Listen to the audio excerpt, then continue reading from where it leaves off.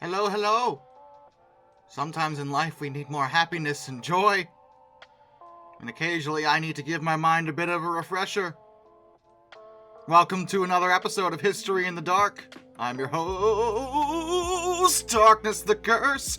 And before we begin, as always, thank you so much to my generous patrons, my British rail critics, and of course my underwater train finders. You are the reason why this content remains the best around. No one's gonna ever keep us down. We're the best around. No one's gonna ever keep us down. We're the best around. No one's gonna ever keep us down.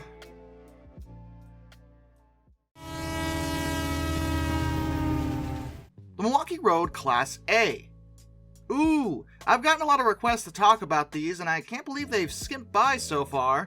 There were only 4 of these locomotives ever built, but they were built for a very specific purpose, and these were 442 Atlantic-type steam locomotives. They were constructed by Alco between 1935 and 1937, and Milwaukee Road wanted them for their Hiawatha Express passenger trains, and as a result, many people just refer to the Class A's as the Hiawathas, even though that was the name of the actual express, not the locomotives themselves. Either way, though, they were very good, numbered 1 through 4, which makes life easier for me. And they were actually among the last Atlantic types built in the United States in general. As new wheel arrangements started taking over, Atlantics started being displaced, but the Class A's were probably among the best Atlantics ever constructed, and they were definitely the largest and most powerful of that wheel arrangement. They were actually the first locomotives in the world built for daily operation at over 100 miles per hour, 160 kilometers per hour, and the first class built completely streamlined from the ground up.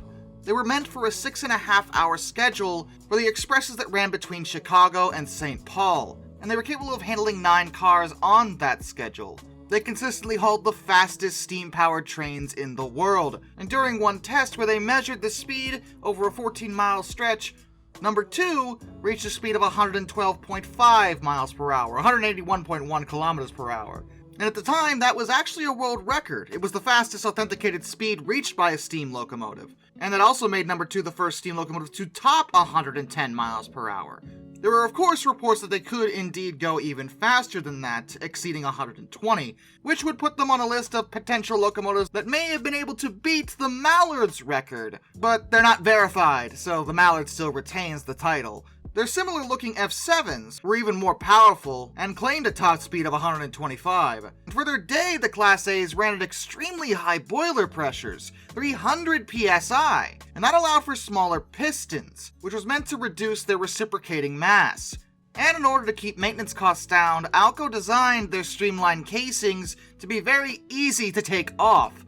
The fronts, for example, were just clamshell doors that could be opened up to access the smoke box. Even when their F7 cousins came into being, Class A still remained in service, as they were exceptional and very reliable. But they couldn't last forever, unfortunately. Naturally, dieselization would of course come into the fold, and the first one to be removed from service was number 3, in 1949. She was actually cannibalized for spare parts to keep the other 3 running, until 1951. And sadly, not a single one of the 4 was kept for preservation.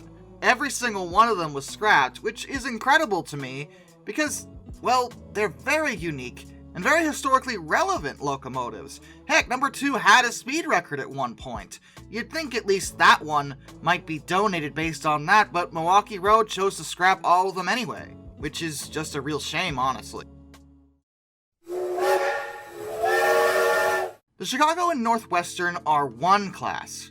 These were a very prevalent group of locomotives, 460 10-wheelers, built by the, hold on a second, Schenectady, not Schenectady. I've gotten so many comments on my Alco video about this, I apologize. It's pronounced Schenectady. Okay, now I know. Originally constructed by the Schenectady Locomotive Works and then Alco, and actually a few were built by Baldwin as well. Between 1901 and 1908, the R1s were exceptionally large 10-wheelers, but widely considered to be one of the most reliable classes they ever had. They could travel all across their system by the 1940s, though when they were first built, they were a problem because they were so heavy that Chicago and Northwestern had to extensively rebuild their trackage to accommodate them. But once they did that, they were amazing. They were frequently modified to keep them up to modern standards, and they served as the basis for the Chicago, St. Paul, Minneapolis, and Omaha Railways I-1 and K-1 classes. 325 of these things were constructed. And though 10-wheelers started being replaced by more powerful locomotives, the R1s stuck around for Chicago and Northwestern, lasting more than 55 years in service. And that was mostly down to their flexibility. They could just genuinely go anywhere on the network. They didn't have to worry about space accommodations. They were small enough to get around even the tightest of corners they had, yet large enough to have the power to pull their heavier trains. Even by the time the Chicago and Northwestern discontinued steam operations in 1956, they still had 70 of the R1s in service. A few of them were even used for excursion fan trips throughout the 50s prior to being retired, but sadly, to date, only 3 managed to last into preservation. Numbers 175, 1385, and 444. 444 is on static display at the Forney Transportation Museum in Denver, Colorado. 175 was recently acquired by the Steam Railroading Institute of Owasso, Michigan, who are in the process of restoring her to service to run alongside Père Marquette. Merry Christmas! And that'll be exciting. Much of the funds that SRI has obtained have been administered by the Michigan Department of Transportation. And 175 is a little unique because she's the only remaining Chicago and Northwestern steam locomotive to have a Walschaerts valve gear. 1385 is owned by the Mid-Continent Railway Museum, NCRM. She was used by them extensively to pull their own tourist trains until 1998, when her boiler was just done. They had to replace it, and that is violently expensive, and they just haven't been able to pull that off at this point. A complete rebuild of her was initiated in 2011, and as of the making of this video, that still hasn't been completed, but hopefully someday she will also return to service and demonstrate what great little 10-wheelers these locomotives really were.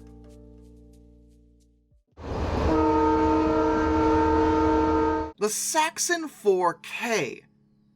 I get a lot of requests by people to talk about more narrow-gauge locomotives, and I admit that I tend to focus on the more standard locomotives out there, but I can talk about our smaller friends in the narrow-gauge world. And yes, these were, rather bizarre-looking type of locomotive that were indeed narrow-gauge. 0440Ts, Gunther Meyer type, built for the Royal Saxon State Railway. Their strike gauge was 750 millimeters, 2 foot 5.5 inches, and a total of 96 of them were actually built between 1892 and 1921.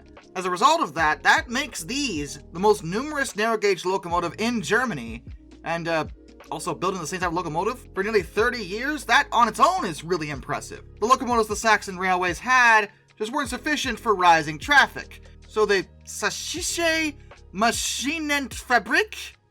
Yes? No? Goodness, I probably destroyed that. Anyway, they developed an engine with 8 coupled wheels, which resulted in a much larger boiler and adhesive weight. And they were given 2 driven bogies in order to be able to cope with winding routes, despite how long they were. In a way, they were simple articulates, but they were tank engines. As you can see, their cylinders are reversed. They're both in the middle, which is a little unusual, but in their case, it didn't really cause them that many issues. They received updates as time went on, and by time I mean a long time. By 1973, the last of the unmodernized ones were retired from duty, but the ones that had been overhauled and rebuilt were still being used. The retirement of the reconstructed ones didn't begin till the mid-70s, but even then, by 1991, there were still 13 of these in the operational fleet of the Deutsche Reichsbahn. The last of them wouldn't be taken out of service until 1994, though admittedly towards the end of their lives they weren't used for regularly scheduled trains, they just had them around just in case. Either way though, that's a huge amount of life in these bizarre little narrow gauge locomotives, and many of them were preserved, and I mean a lot of these wound up in preservation, 22 to be precise. And the majority of those, real talk for a second, are in operating condition? This is so unusual. I've never talked about a class like this, where there's a lot preserved and most of them are functional. Some are on static exhibit, but quite a number are in operating condition and are used frequently for narrow gauge heritage railways in Germany. And that is a fine display for a locomotive that at first glance I thought was gonna go on a mad science list. Nope, they're just that good. The New Zealand DX class locomotive. Oh look, a diesel electric to be precise. And I also love the name, the DX. It sounds like director's cut. Anyway, 49 of these locomotives were built, and yes, diesel electric Cocos, constructed for New Zealand between 1972 and 1975 by General Electric in the United States. They are based off the General Electric U-26Cs. They were introduced due to a need for a more powerful locomotive that could handle traffic on the North Island Main Trunk, or NIMT. Prior to them, they needed at least 2 DA classes to haul the trains up there. DX, on the other hand, could haul heavier and faster trains than even 2 of the DAs, and yet at the same time, they produced 70 kilowatts less than 2 DAs. They were more efficient, too. They were astonishingly successful for New Zealand, with a maximum speed of 105 kilometers per hour, 65 miles per hour. Not that fast, but they're for freight purposes, so that makes sense. Their tractive effort, on the other hand, is 58,000 pounds of force continuously.